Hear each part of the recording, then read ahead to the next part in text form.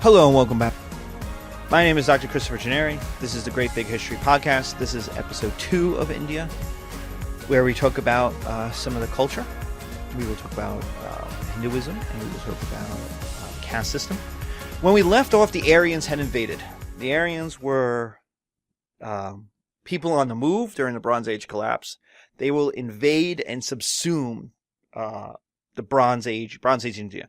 Bronze Age India existed, and yet it was so eliminated from history that India forgot it had a Bronze Age.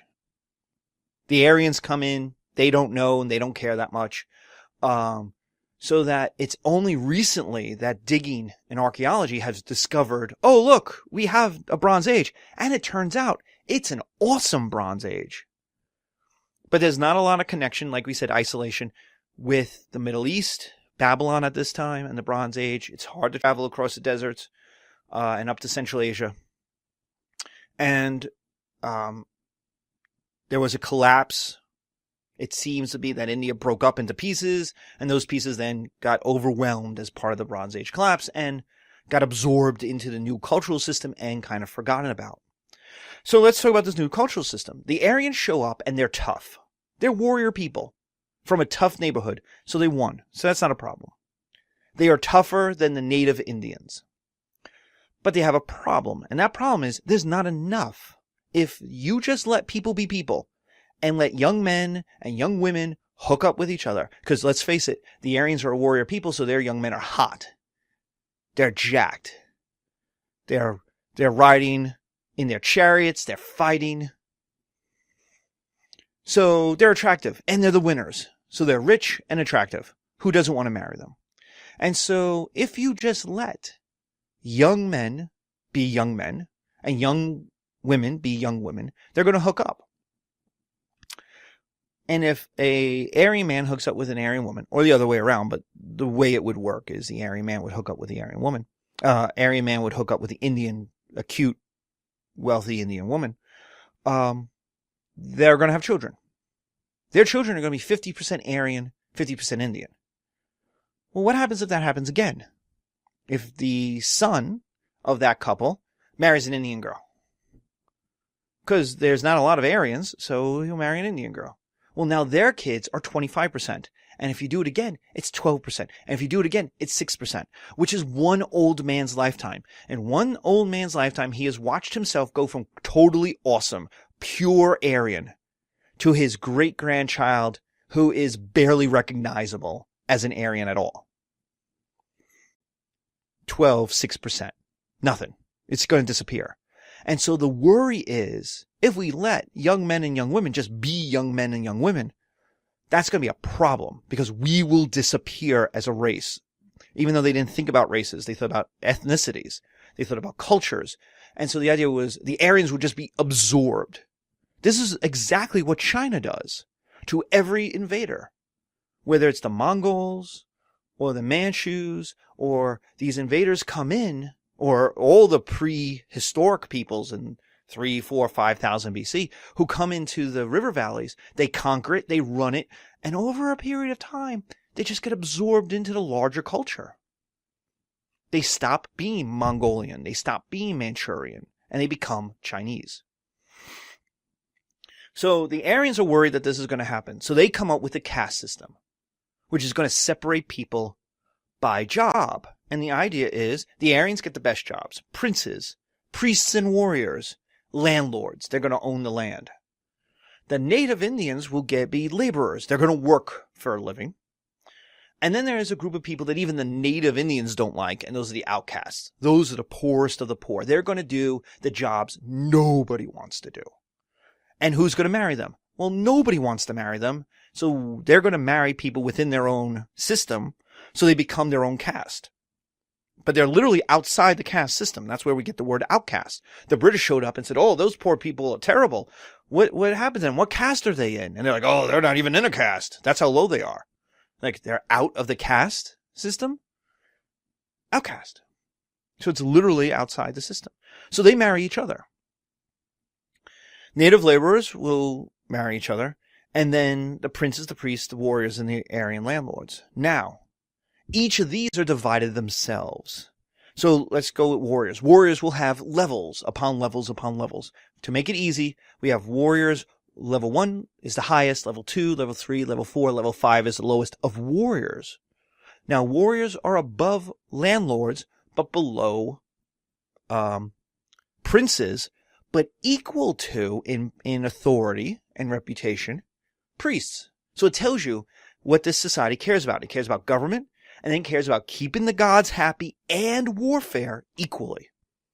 That the priests aren't above the warriors, and the warriors are not above the priests. So in each of these castes are subcastes. So we have warriors 1, 2, 3, 4, and 5. What does this mean?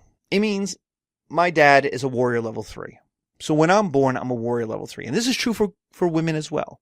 When they are born, they get the caste. They are in the caste of their parents. So they are warrior level 3. So how does this work?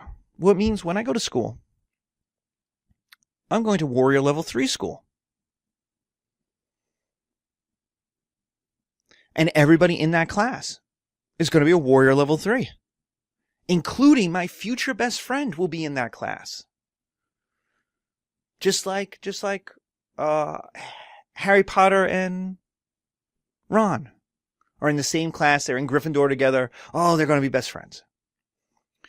Notice that they're in Harry Potter, there are very few people who are friends across houses. You know, you don't have a best friend who's in Slytherin. It just doesn't happen. And so when you get your house, you get your future best friend and, like the cast, your future girlfriend, your future wife is going to be there. Notice also how many people marry within their own house in Harry Potter, in Hogwarts. So I'm in warrior level 3 school. Everybody there is warrior level 3. My best friend is warrior level 3. When I go to prom, I'll take a warrior level 3 person with me as my date.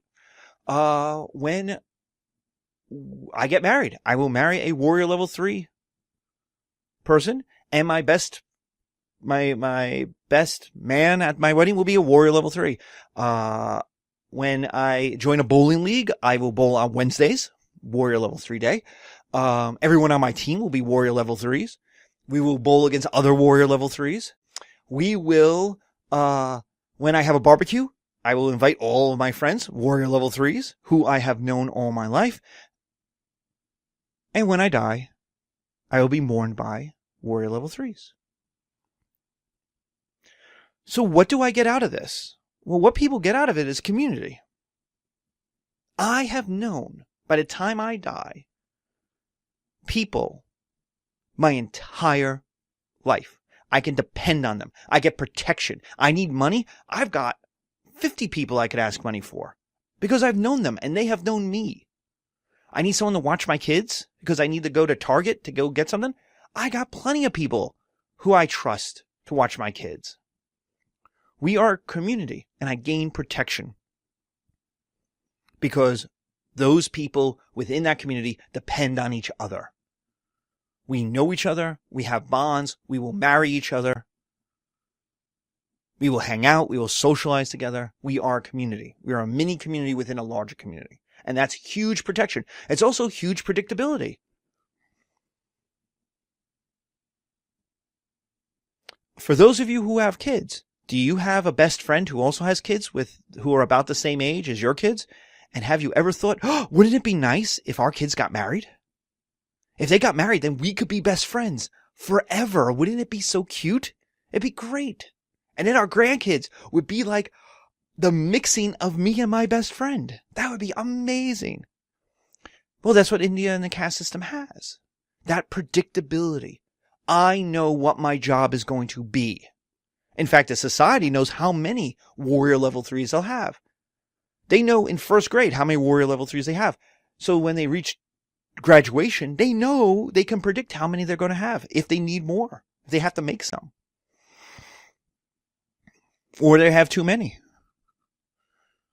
So society gets predictability. I get predictability. The person gets predictability. I know who my friends are going to be. I know who my relationships are going to be. I know who, because they're my parents' friends and they were their parents' friends. So we have multi-generational connections. 2, society gets workers. It knows how many warrior level 3s it's going to get. It knows how many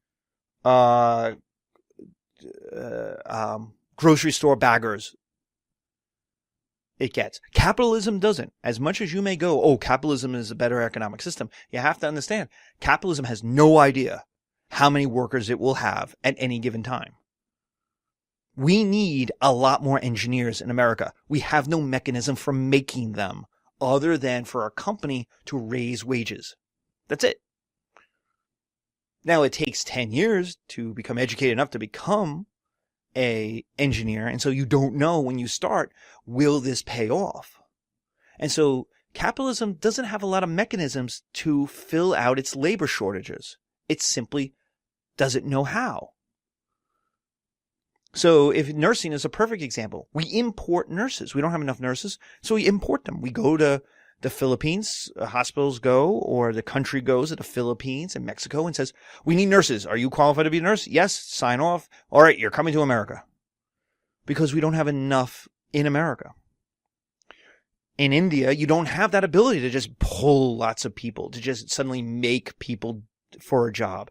And so what this gets is society gets its workers because you know what jobs people are going to have because that's when they're born, what job they're going to have. And society gets predictability. 3, problems. What if I don't like being a warrior level 3? What if I want to be a warrior level 2 or a warrior level 1 or a prince? Well, you can't. You can't move up. You are what you are. Now, you can't move down, and that is an advantage. Like, you can't get worse off.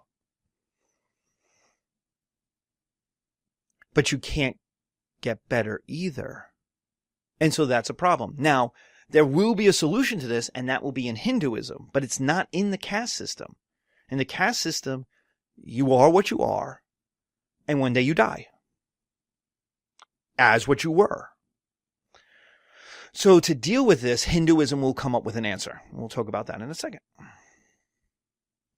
So the caste system exists as this economic social system that gives a lot of stability, but it also does not give a lot of mobility to people.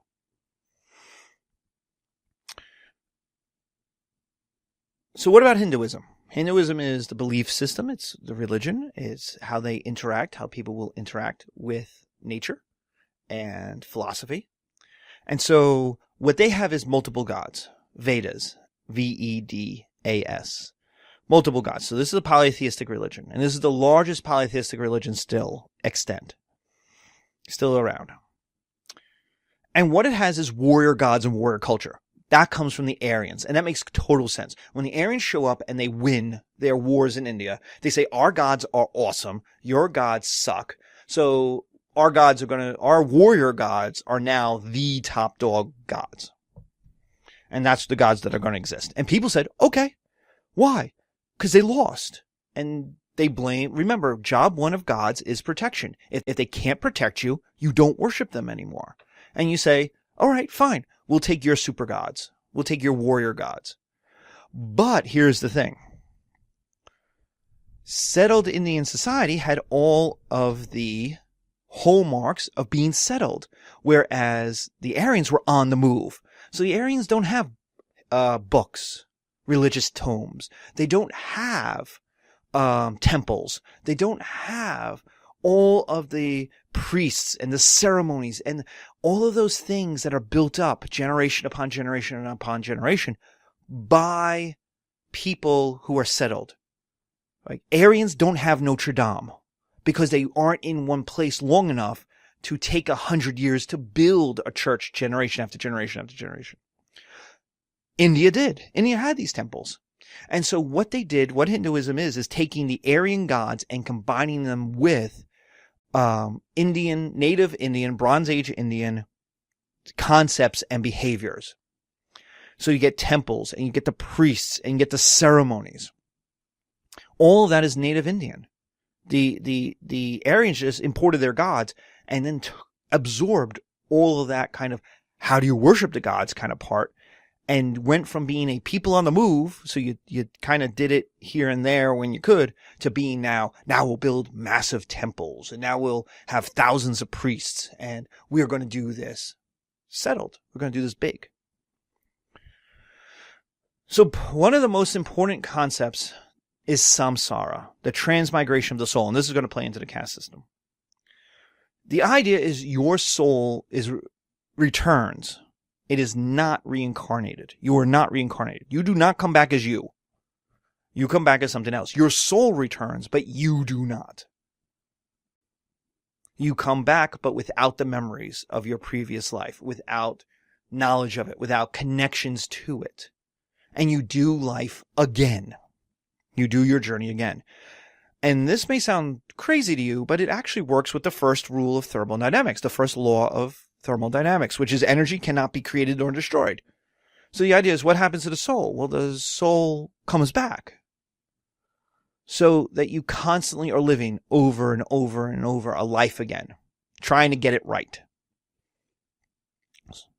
So that links to karma. And this is the original karma, not Buddhist karma. This is just a tally. Hinduist karma is a listing of good and versus bad stuff. So that when you die, there's a comic, think of St. Peter at the pearly gates with a book. And that lists all the good things you did versus all the bad things you did. And if there's more good than bad, you get to come back, but as a better caste. Warrior level 2. But if there's more bad than good, you go down. Now I'm a warrior level 4 or a warrior level 5. I'm really going down. Now, this is not the Buddhist version. The Buddhist version is, if you do good things will happen back to you. It's the sending out of energy into the universe, like tides. This is simply a tally. Hinduistic karma. And it works with samsara, because when you come back, what do you come back as, is the question. And so the answer is that everybody wants to be good at what they are. If I'm a warrior level 3, I want to be a good warrior level 3. If I'm a native laborer, I want to be a good native laborer. Why? Because I want to come back and move up. This applies to everybody. So if you are a warrior level 4, it means one of two things. You were either a good warrior level 5 and moved up, or you are a bad warrior level 3 and you move down. And so every generation is an attempt to better yourself, to do well so that you'll move up when you come back, when samsara kicks in. Now remember, this is not reincarnation. Reincarnation is you come back as you. So Jesus is reincarnated because Jesus comes back as Jesus. And he says, hey, I'm Jesus. And people are like, whoa, Jesus. He looks like Jesus. He's got the scars. That's the St. Thomas story. He's got the scars and holes of Jesus. He is Jesus. Back. He knows all the people. Notice he goes to Mary Magdalene first. He knows everybody. He knows them by their names. He knows his histories with them. He is Jesus returned. That's reincarnation. Whereas samsara is your soul comes back.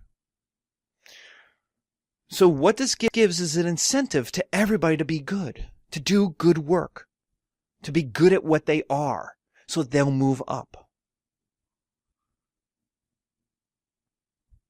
Ultimately, what the answer is what's the last stage is nirvana, where one becomes one with the universe.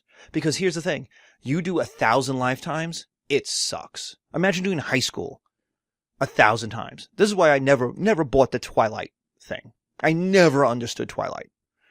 Because Edward Cullen has to do high school forever. That's awful. Like, you get exhausted by that. Your body gets exhausted by that. Your soul gets exhausted by that. This is usually vampire tales. The Vampire Lestat tales, the Anne Rice tales. That the thing is that it's cool to be immortal for a little while, and then it kind of gets tiring. Because it's the same thing forever. And forever is a long time, and it becomes hard to adapt. It's hard to change. And so living forever is by young people, it's seen as a great thing because you want to be young forever. But what if you're old forever? I've had plenty of old people in my life say to me, never get old. What can you tell me about living the good life? Never get old. So you're like, thanks. Great. Because if I don't get old, I die. That's not good either. All right. In our next episode, we will do Buddhism. So that's what we're going to talk about next. Thank you.